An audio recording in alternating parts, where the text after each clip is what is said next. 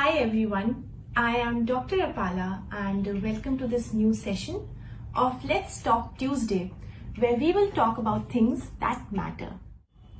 So today we will discuss about something that has been really close to my heart, and the thing is that what to do when you're feeling low. So the first thing that I'd say is that low feel करना बहुत ही ज़्यादा common है इस exam में, especially after prelims and especially after any stage of this exam where you could not perform to the level जो आपने अपने लिए threshold रखा था कि यहाँ तक तो perform कर ही लेंगे. The same thing happened with me when I could not clear my prelims, and that was I think a major roadblock for me because I got so demotivated, इतना ज़्यादा low feel करने लग गई थी मैं that I thought there was no happiness in life. So now we'll talk about what to do actually when you're feeling low. So the first thing that I'd say is that take it as an exam.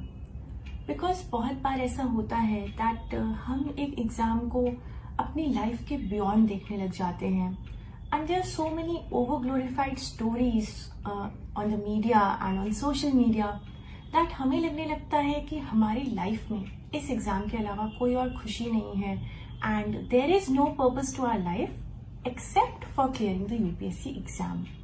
So इस exam को एक exam की तरह लें. आपकी life में बहुत सारी चीजें हैं, एक ब्रॉड होराइजन से अपनी लाइफ देखें और डेफिनेटली इन ट्रैप्स में ना पड़ें जो ट्रैप्स एक ओवर ग्लोरिफाइड स्टोरीज के द्वारा क्रिएट किए जाते हैं, जिससे हमें एक रिलेटिव डिप्रिवेशन होने लगता है अपने बारे में और हमें लगने लगता है कि maybe we are failures. But the reality is that कि अगर कोई भी इंसान है जिसने इस एग्जाम को अटेम्प्ट करने की भी हिम्मत की है, so that person is very very courageous in itself. The second thing that I like to say here is that this is not the end. बहुत बार ऐसा होता है कि लाइफ में हमें लगता है कि एंड आ चुका है एंड वी स्टार्ट क्विटिंग. तो लेकिन कई बार ऐसा भी होता है कि वो एंड एक्चुअल में एक बिगिनिंग होता है. तो आप खुद से अपनी लाइफ के एंड्स मत डिसाइड करें. जैसे जैसे लाइफ आती है take it as it is, because life is unpredictable and progress is never a straight line. तो अप्स एंड डाउन्स डेफिनेटली सबका हिस्सा है, लेकिन डाउन्स आने का मतलब ये नहीं है that life has come to an end, because it is not over until it is over and it is never over. The next most important thing that I'd like to talk about here is that the importance of breaks. So what happens that when we are very studious or when we have a goal, तो हम जब breaks लेते हैं तो हमें automatically guilty feel होने लगता है. That happened with me a lot and that happens with a lot of people. But the thing is that ऐसे guilty feel करने से it ends up taking a toll on your mental health.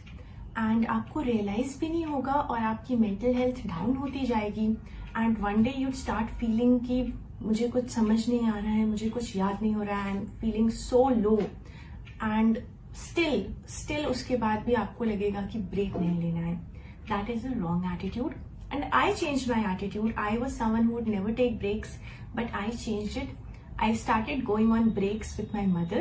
So I think breaks are very important. They keep you mentally healthy. बहुत बार breaks लेने से आप rejuvenate हो जाते हैं और आप एक नए पर्सपेक्टिव से चीज़ों को देख पाते हैं, एक नज़रिया मिल जाता है चीज़ों को समझने का और चीज़ों को देखने का और दिमाग भी खुलता है. तो I think breaks are very important. The last and the most important thing that I'd say here is that be self-dependent.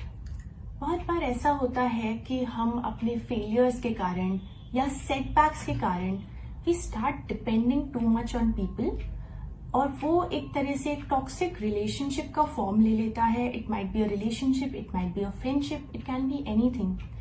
But the major thing that you need to remember here is that आप अपना self-worth कभी ना भूलें. And just because एक exam में आप जितना आपने चाहा था उतना आप परफॉर्म नहीं कर पाए, इसका ये मतलब नहीं है कि आप अपने सेल्फ वर्थ खो देंगे या सेल्फ एस्टीम खो देंगे या आप किसी और को वो मेजरिंग टेप पकड़ा देंगे जिससे आपका सेल्फ वर्थ मेजर होता है. always keep your self-worth intact and always love yourself, क्योंकि at the end of the day you need to win at life. Always remember this. Thank you.